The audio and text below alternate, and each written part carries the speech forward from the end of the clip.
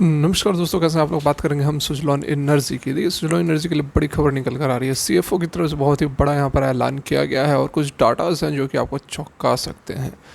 क्या सोमवार को भी अपर सर्किट लगेगी? क्या कुछ यहाँ पर टारगेट्स हो सकते हैं? जैसा कि मैं आपको बता रहा था, पहले भी मैंने आपको बताया था कि अभी खबर ऐसी आ रही है कि रोज़ अपर सर्किट लगेंगी। कल भी यहाँ पर अपर सर्किट लगी, परसों भी अपर सर्किट लगी। ठीक है, अब आगे किस तरह का यहाँ पर मूवमेंट हो सकता है, क्या कुछ टारगेट्स हो सकते हैं, सारा कुछ समझने जानेंगे इस वीडियो में।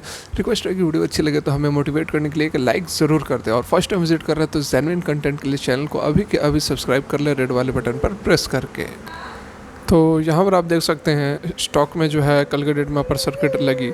इंट्राडे की बात करें तो यहाँ पर आप देखें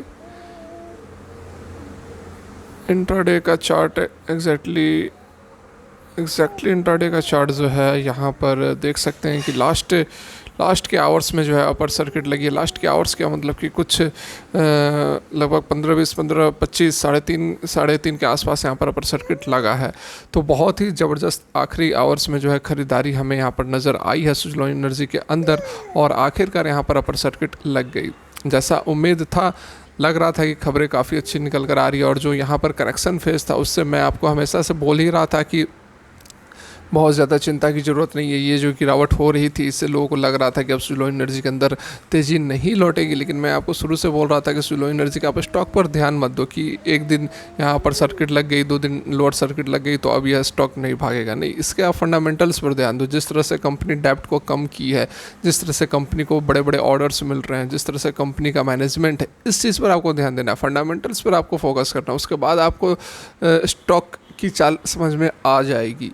यदि गिरावट होती भी है 2-4 दिन तो उससे हमें कोई बहुत चिंता करने की ज़रूरत नहीं है। यहाँ पर देखिए पिछले 2 दिनों से फिर से अपर सर्किट लगने लगी, और कहाँ तक यह सर्किट जाएगी तो ये हमें देखना होगा। क्योंकि एक तो हमारा जो पहला टारगेट रहेगा वह रहेगा 27 रुपये, लगभग 27 रुपये का जो इस कैंडल का हाई है वो यहाँ पर हमारा पहला टारगेट रहने वाला है। उस बीच में कंसोलिडेशन हुआ है, ये देख सकते हैं आप, 1 दिन 2 दिन 3-4 दिन 5 दिन ये कंसोलिडेट किया है इस रेंज में। तो यहाँ से इसको भी थोड़ा बहुत ब्रेकआउट करने में थोड़ी समस्या हो सकती है, क्योंकि एक कंसोलिडेशन का जोन जो है यह यहाँ पर चला है, और उसी लेवल पर जो है 24 रुपये 20 पैसे 25 पैसे का अपर सर्किट भी लगा है। तो इसको एक बार तोड़ती है तो उसके बाद फिर यह 27 रुपये तक भी जा सकती है, कोई बहुत यहाँ पर बड़ी बात नहीं होगी। फिलहाल कल के डेट में कितनी डिलीवरी उठाई गई है उस पर भी एक नज़र डाल लेते हैं।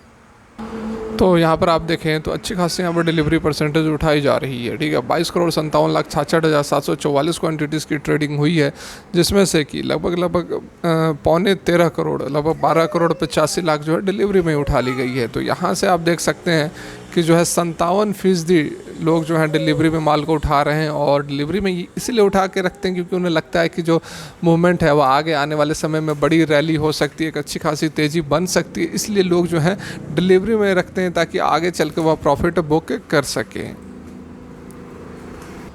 तो यहाँ पर आप देख सकते हैं जो बड़ी खबर निकल कर आ रही है, बिल्कुल लेटेस्ट अपडेट है, जिसमें कि बताया गया है कि सुजलॉन जो है वह कट एक्सपोजर अपना कम करेगी किससे, ग्लोबल मार्केट से, और फोकस करेगी लोकल डिमांड में। सीएफओ जो कि हिमांशु मोदी हैं, यहाँ पर देख सकते हैं हिमांशु मोदी ने ये बातें बताई है। अब क्यों ऐसी बातें बताई हैं, तो यहाँ पर कहना है कि जो अगर लोअर फोकस रहेगा ग्लोबल हेडविंड्स में तो उससे क्या हुआ कि कंपनी के अंदर जो है रेवेन्यूज़ के अंदर जो है फ्लक्चुएशंस बच सकते हैं, जो फ्लक्चुएशंस हैं वो कम होगी। There should be any global headwind, economic slow down and volatility. ठीक है, और सुजलॉन जो है वो फोकस करेगा मोर किस पर, तो डोमेस्टिक सेक्टर्स के अंदर करेगा कि where it is seeing rising demands specially from the commercial and industrial segment, its CFO Himanshu Modi said. तो ऑलरेडी यहाँ पर देखिए सरकार ने लगभग 10 गीगावाट का per year auction, compulsory auction निकालने का फैसला किया है, जिसको इसकी लोकल ही इतनी डिमांड है कि ज़रूरत नहीं है कि बाहर के डिमांड्स को पूरा किया जाए, और बाहर के डिमांड्स में प्रॉब्लम भी होती है, फ्लक्चुएशंस भी होती है, तो बहुत सारी समस्याएं भी होती है। उससे कई गुना ज़्यादा डिमांड जब हमारे देश के अंदर ही है तो बाहर की डिमांड को क्यों पूरा किया जाए। यहाँ पर जो कहना है कि आवर जो ग्लोबल फुटप्रिंट है is significantly reduced now, we have just an active O&M business globally which is about 1 gigawatt. तो केवल 1 गीगावाट का जो बिजनेस है वह ग्लोबल बिजनेस अभी बचा हुआ है, और बाद बाकी को कम किया जाएगा एटलीस्ट यहाँ पर 1.5 साल तक, साल भर 1.5 साल तक के ये जो चीज़, इस चीज़ को फॉलो किया जाएगा। The historical of high global order focus is now completely reduced, यहाँ देख सकते हैं बिल्कुल यहाँ पर कम कर दिया जाएगा।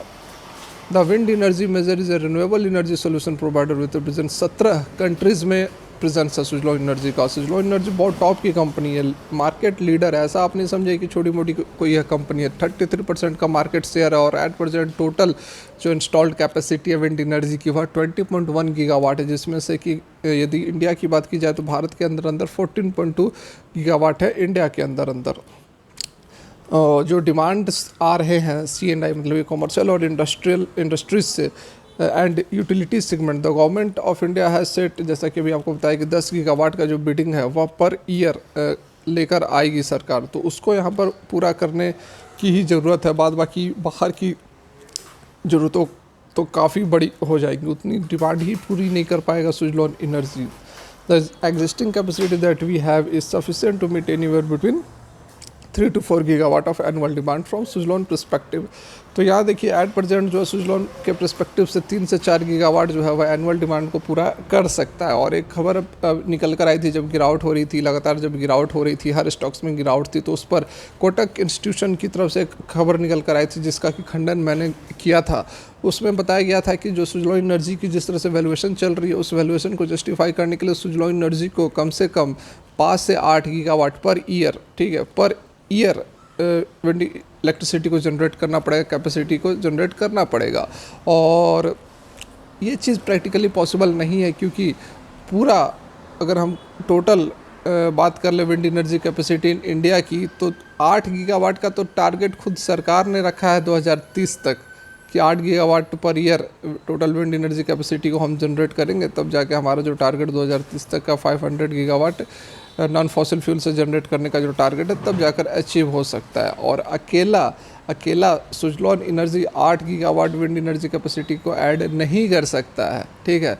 यही बात कोटक ने कहा था कि इसको 8 गीगावाट विंड एनर्जी कैपेसिटी को जनरेट करना पड़ेगा, इंस्टॉल करना पड़ेगा प्रत्येक साल, तभी जाकर ये अपने करंट वैल्यूएशन को मैचअप करेगी। 2-3 दिन की जो गिरावट थी उसमें इस तरह की खबरें काफ़ी निकल कर आ रही थी, तो उससे बहुत ज़्यादा चिंता करने की ज़रूरत नहीं है। जैसा कि मैं आपको बोला भी था कि बिल्कुल इस तरह की खबरों पर विश्वास करने की और ध्यान देने की ज़रूरत नहीं है। फिर से तेज़ी आएगी, करेक्शन मोड चल रहा, प्रॉफिट बुकिंग चल रही थी, और यह भी बोला था कि उस रीजन में, उस समय में आपको माल खरीदना है, बेचना नहीं है। और माल अगर लिए होते तो पिछले 2 दिनों से तो अपर सर्किट लग ही रही है, आपको 10-12% की आराम से तेज़ी मिल जाती। यदि आप 2-3 रुपये भी निकालते तब भी आपको अच्छा खासा बेनिफिट हो जाता।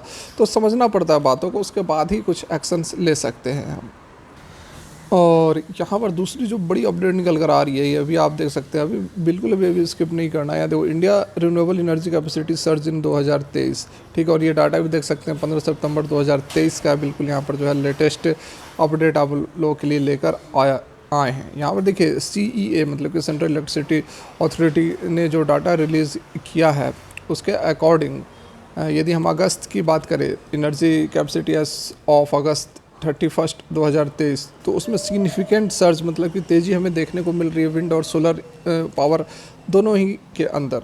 यदि कम्युलेटिव कैपेसिटी की बात करें विंड एनर्जी का, तो वो एट प्रेजेंट जो स्टैंड कर रहा है वो 44,089 44,089 मेगावाट स्टैंड कर रहा है। और सोलर कैपेसिटी जो है 71,610 मेगावाट। तो सोलर कैपेसिटी तो काफ़ी आगे है विंड एनर्जी से एट परसेंट, इसमें कोई डाउट नहीं है। लेकिन मंथ ऑन मंथ के बेसिस पर यदि हम कंपेयर करेंगे, पिछले जुलाई से अगस्त की यदि कंपैरिजन की जाए, तो विंड एनर्जी का जो कैपेसिटी था वो 43,940 मेगावाट था। केवल विंड एनर्जी की यहाँ पर बात करते हैं, ठीक है, 43,940 मेगावाट था किसमें, जुलाई में।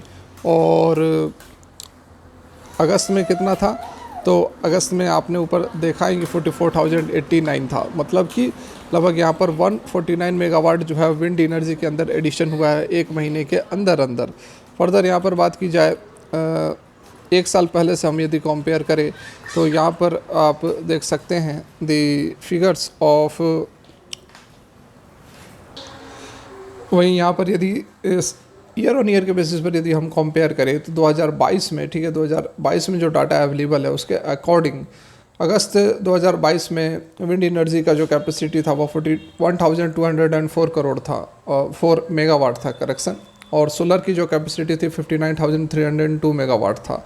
इसका मतलब हुआ कि विंड एनर्जी के अंदर जो एडिशन हुआ है 2,885 मेगावाट हुआ है, और सोलर एनर्जी के अंदर जो एडिशन हुआ है वो 12,307 मेगावाट हुआ है।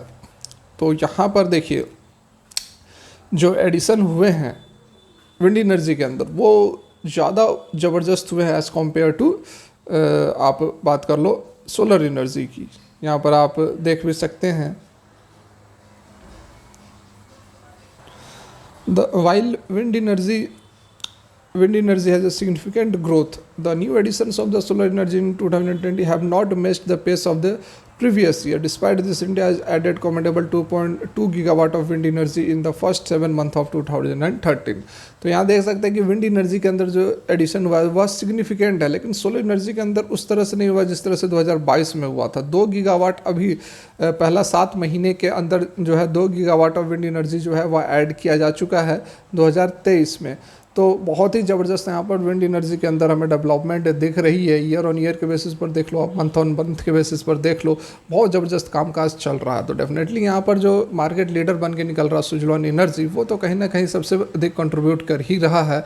तो जो भी ये खबर निकल कर आती है उसका डायरेक्टली इम्पैक्ट आपको सुजलॉन एनर्जी के अंदर देखने को मिलेगा। और यदि आप होल्ड करते वेट करते हैं 1-2 साल यदि सुजलॉन एनर्जी के अंदर रहते हैं तो आपको एक हैंडसम रिटर्न दे सकता है, ऐसा मुझे लगता है। ये नहीं कहूँगा मैं कि रोज़ के रोज़ यहाँ पर अपर सर्किट लगेगी, रोज़ की रोज़ यहाँ पर आपको तूफान ही आएगी, लेकिन हाँ आप वेट करेंगे, होल्ड करेंगे तो अच्छा खासा यहाँ पर आपको मूवमेंट दे सकता है। सोमवार को भी चांसेस है कि तेज़ी बन सकती है, अपर सर्किट भी लग सकता है, इससे हम नकार नहीं सकते हैं जिस तरह से माहौल बन रहा है। तो फिलहाल के लिए वीडियो यहीं तक। Thanks for watching, have a good day.